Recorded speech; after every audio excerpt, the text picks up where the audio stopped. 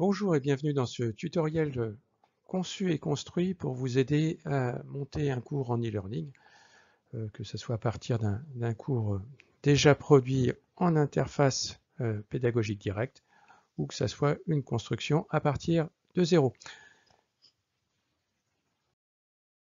Alors, l'objectif plus précisément de ce didacticiel ou de ce tutoriel est de vous donner les connaissances de base nécessaires pour concevoir, pour créer ou pour construire et surtout mettre en œuvre un enseignement en e-learning.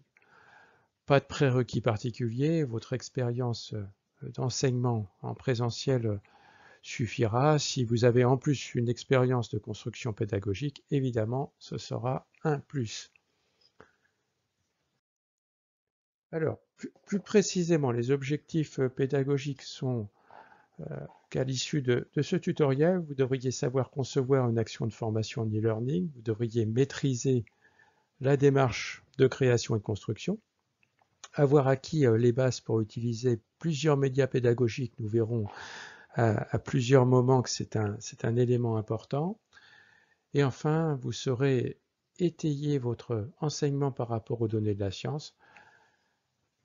Les compétences technologiques et les technologies qui sont requises, la maîtrise simple des outils informatiques de type bureautique et de réseau est tout à fait suffisante.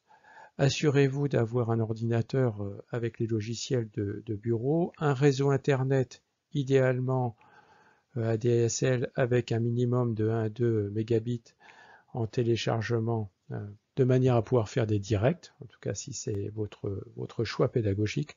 Ces simples éléments suffisent à construire et à réaliser des séquences pédagogiques en e-learning. Alors, expliquons en quelques mots la structure de la formation. Il y a un axe central qui va être construit autour de 4 modules. Un module préparer un enseignement à distance, un deuxième sur la création de l'enseignement, un troisième sur rechercher des références et le b.a.-ba de lecture critique, de manière à ce que vous puissiez étayer vos propos, et enfin comment référencer ces sources. En complément de ces 4 modules centraux, 5 modules vont vous permettre d'améliorer ou en tout cas de développer des aspects particuliers au niveau pédagogique, comment créer un diaporama, notamment quelles sont les étapes clés, les éléments clés pour avoir un diaporama moderne et de qualité, comment faire un cours en direct ou enregistré, comment sonoriser un diaporama, ce que vous êtes en train de subir en tant qu'auditeur aujourd'hui, comment compléter votre dispositif, notamment avec quelques notions pour construire une vidéo ou un chat, et enfin comment créer un quiz, parce que là aussi nous le verrons tout au long de cette formation, plus on varie les supports et plus on rend le formé acteur de sa formation, plus on a de chances de réussir cette formation à distance en e-learning.